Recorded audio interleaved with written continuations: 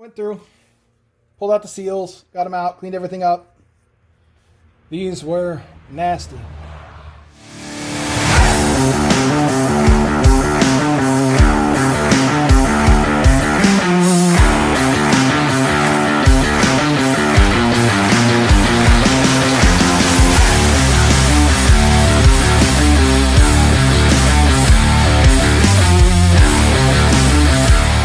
Got the first one done. Stuck it on the bike. She's all good and tight, nice and cleaned up. But I'll show you guys how to put the next one back together. So after pulling the old seal out, got your new seals. Set it in there. It's helpful to get a socket that's roughly about the same size. Put it on there. You tap it in with a hammer. Nice and easy. You don't want to hurt the seal.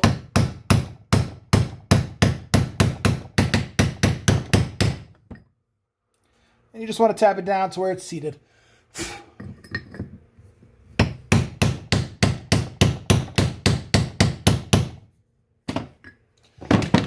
I always do a couple extra love taps to make sure she's well seated. So she's nice and good in there.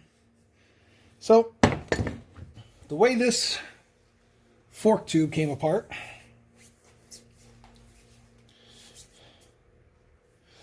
was we had the insert.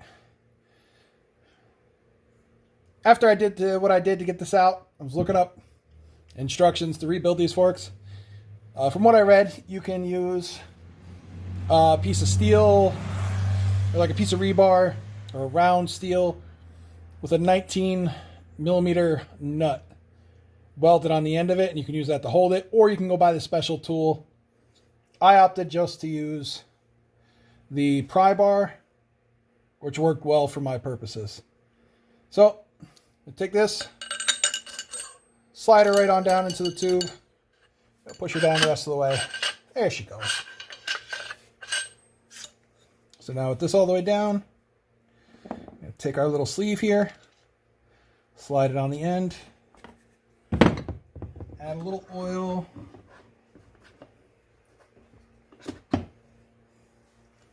onto the fork tube, make it a little easier to slide in, and proceed to slide everything together. Like I said before, I use this to hold everything in place, and it worked. Just stick the Allen bolt back in. Let me get my impact again and tighten this bad boy down.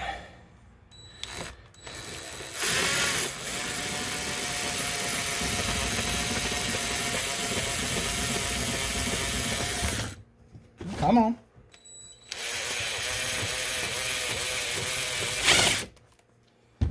Nope, she doesn't want to go. Alrighty. Do it this way. Put a little more pressure on it.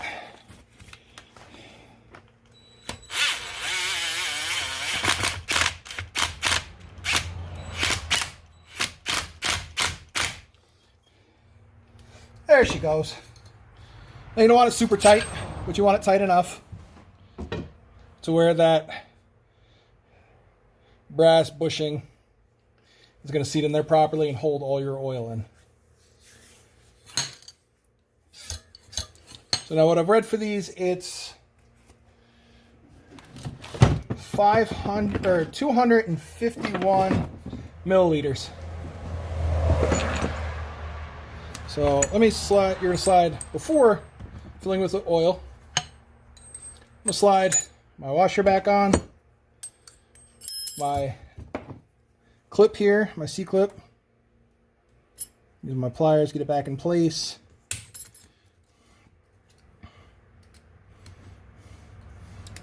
A lot easier to do this now than afterwards. Because once you got it full of fluid, you're going to make a mess. And I'd rather not be covered fully in head to toe with oil. So I'm just using a good old turkey baster that I pulled out of my kitchen drawer. It's not going to be a perfect exact science, but it'll be close enough. There we go.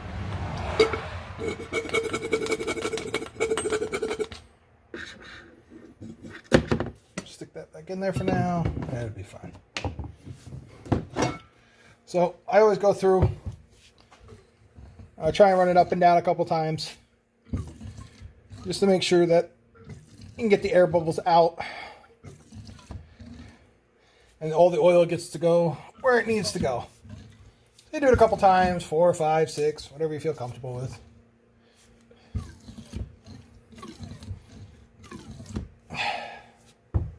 All right, I think that's good enough. So now comes the fun part. For these springs are longer than what was in there. So we're going to get a better spring rate. I don't know if these are stock supposed to be this short, but they're no good. So I'm going to say it doesn't matter. So with these being a little longer, it's a little bit more difficult to get everything in place, whereas when this was in there, when the old spring was in there, this spacer sat just at the top of the threads in here. With the new one, it sticks out quite a bit, which I'll show you here in a second. Also too, with your fork springs, you want to take the end that's tightly coiled down here, and that end is going to go down. And take it, drop her in there, get her nice and set. Don't forget your washer. And then this is the spacer. You can see how much further that spacer sticks out. So now you have to push all this down in here. If you have a vise, you can use a vise. I've got gorilla hands, so I just do it all by brute force. We'll see if we can get that on video. So I'm going to set this down here.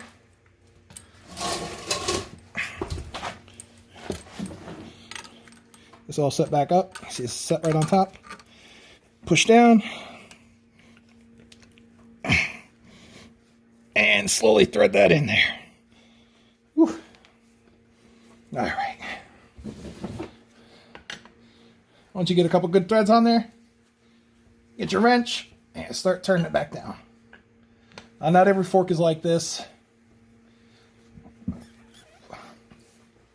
Each fork is different depending on the year, the make and model of the motorcycle, dirt bike. And inverted forks are a whole nother animal that I've never tried, but probably one day here we'll get to do a set. Alright. So it's on there as tight as I can get it without it slipping around in my hands. When I put it on the bike, I'll make sure I get that little extra turn. So now that everything is done, push down on it, you can see a pretty good spring rate. I'll take the dust shield here, slide her down, and just put her on. So in that was a nice newly rebuilt fork.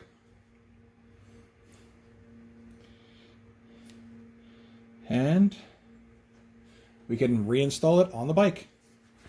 Alrighty, so got the second fork here installed. Up top here, there are little caps for the air valves. You use a bicycle pump to pump these up. You add air depending on your riding style. You want it stiffer, you add a little more air. You want it softer, add a little less. I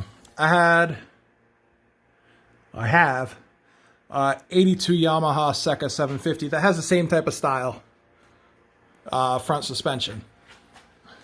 So I don't have a bicycle pump, so I'll save that for another day. I'll just have to put that in my on my list of things to remember.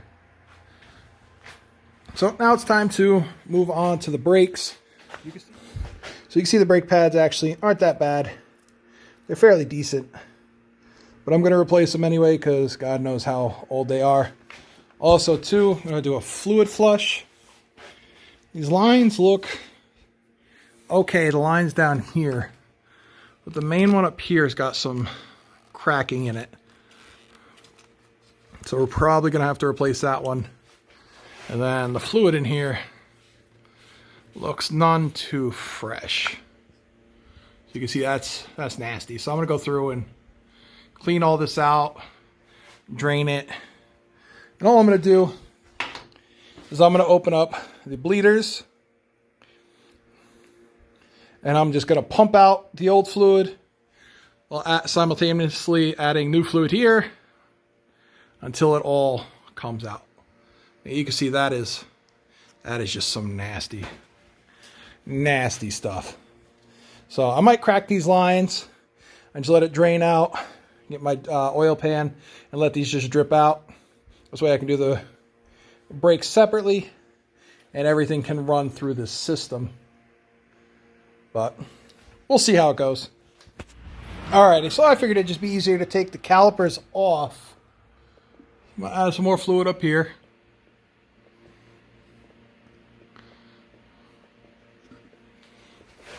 And you can just see the nastiness that's coming out of this thing. It's not what brake fluid's supposed to look like. So I'm going to have to flush this system quite a few times before I actually get some decent looking fluid back through this system. So I'm going to be at this for a little while. I know even after I flush out the lines and I flush out the master, I'm going to have to flush out the calipers themselves. But I'm going to change the pads first, change the tires, and then when I put the calipers back on, I'll go through and finish bleeding the system, flushing the system, and bleed the system at the same time and make sure we get all that nasty brake fluid out.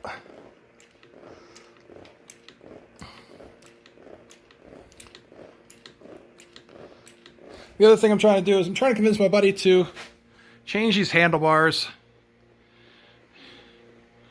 But he likes them, so we'll see what happens. We did get a new exhaust in. So it's going to be a little, hopefully it'll make it quieter.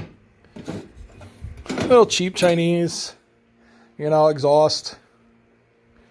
Going to have to adapt it down from 2.5 to 2-inch, which is fine.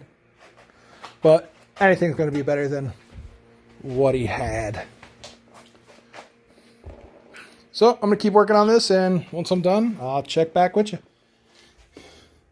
Alrighty, so here I have one of the brake calipers.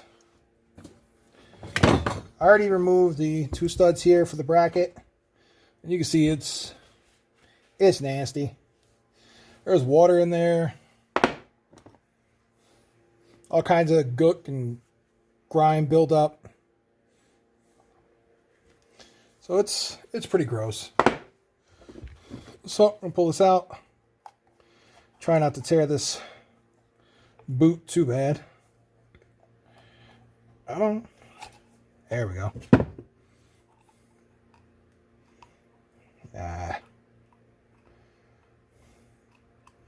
Gonna have to try and look up some replacement boots. But for now, what we have will work. You can see, if you can see in there, flashlight. There it is. Nasty. It's corroded. So I'm going to take some brake clean. Spray her in there. Get her cleaned out.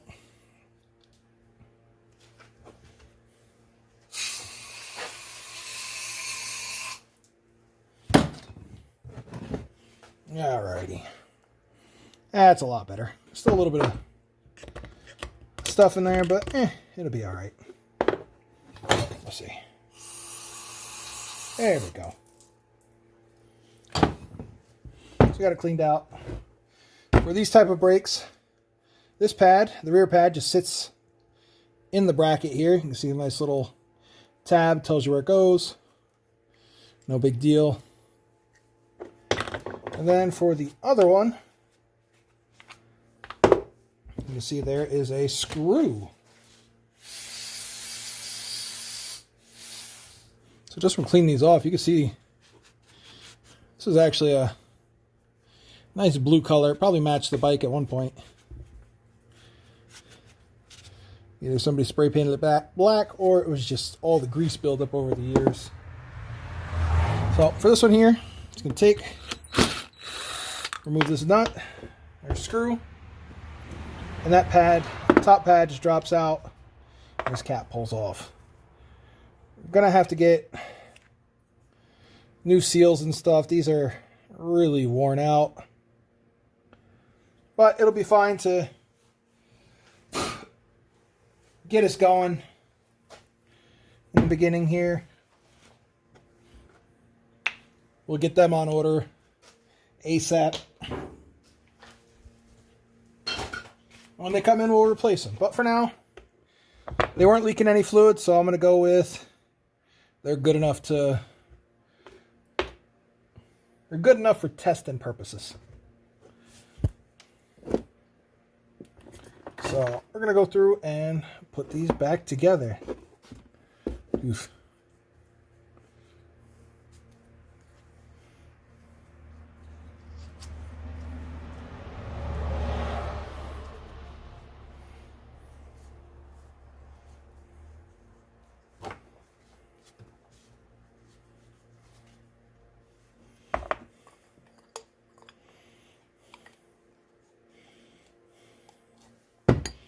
Alrighty, so that's that. Those are cleaned up. I'm gonna stick a little bit of anti-seize on these. Could probably stick some grease on them, but I like anti-seize. This way you don't have to worry about them getting stuck in there, rusted fast. Because who knows when it's gonna work on this bike again.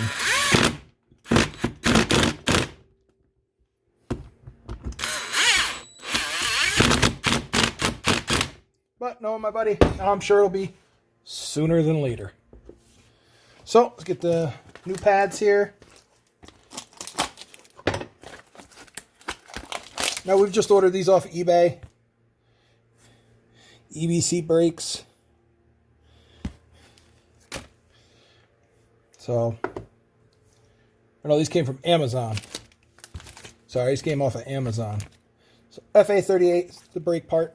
Is the part number if you're looking for brakes for this type of bike.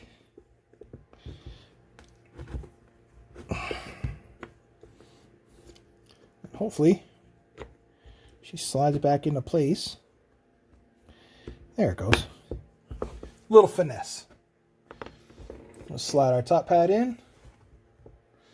Take a little screwdriver here, stick in between to lift this top pad into place. Throw our cover on. We'll get our bolt back our screw back installed.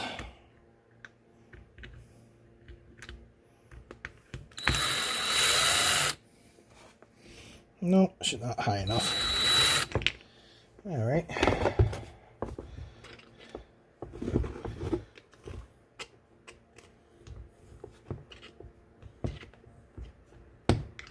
There she goes. Being a little difficult.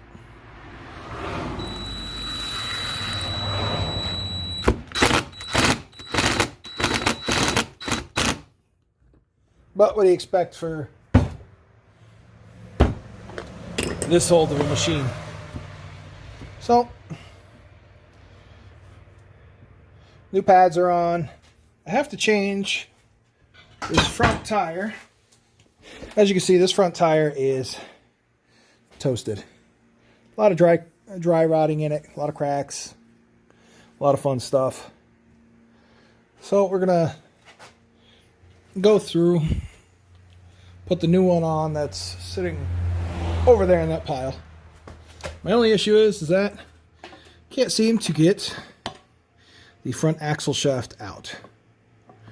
And I want to replace it because there is quite a bit of play in those bearings. Hoping I can get this out without destroying it.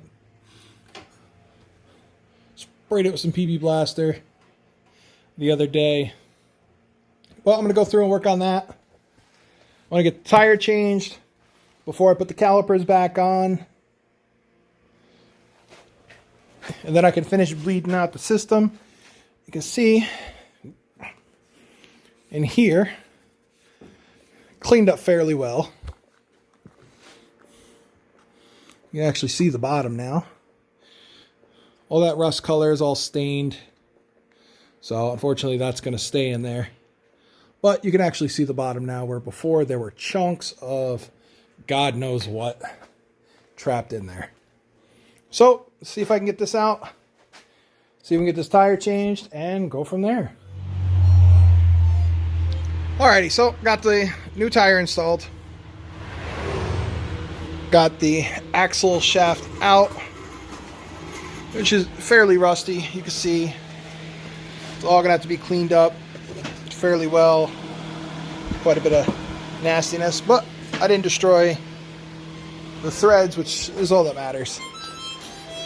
Unfortunately, I can't really balance the wheel because while you turn it, you can see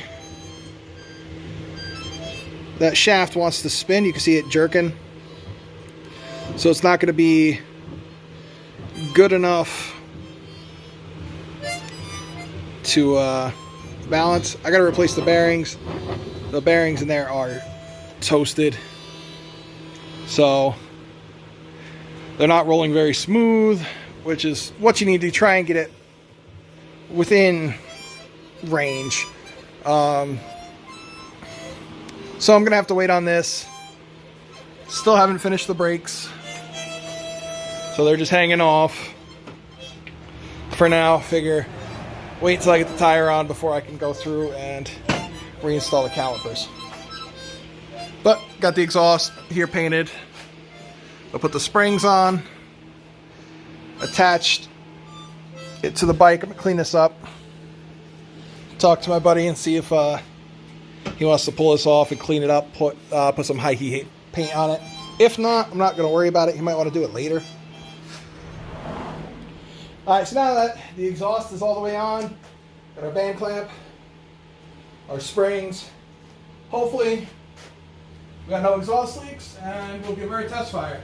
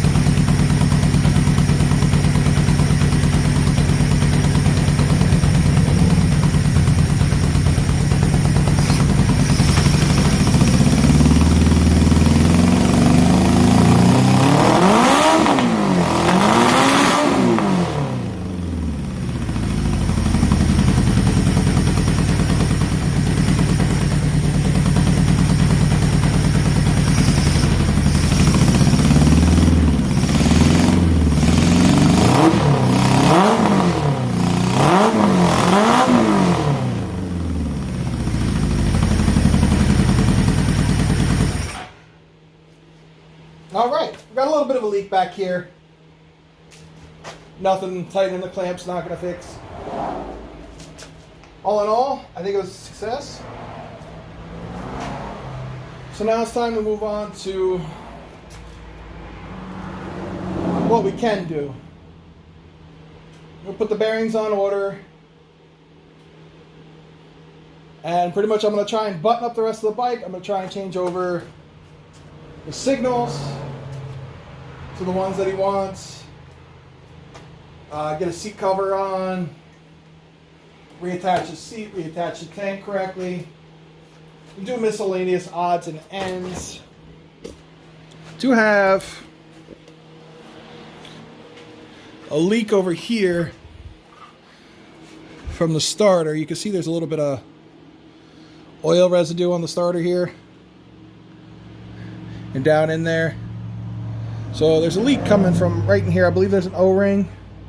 So we're ordering the gasket for here, the O-ring for this. So we'll get that in when it comes in.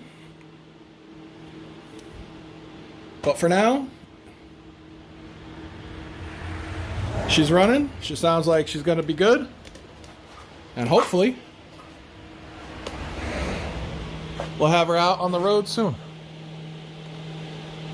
If you like this kind of content, like, share, subscribe. Hit the notification bell so you know when we upload new videos. And see you next time.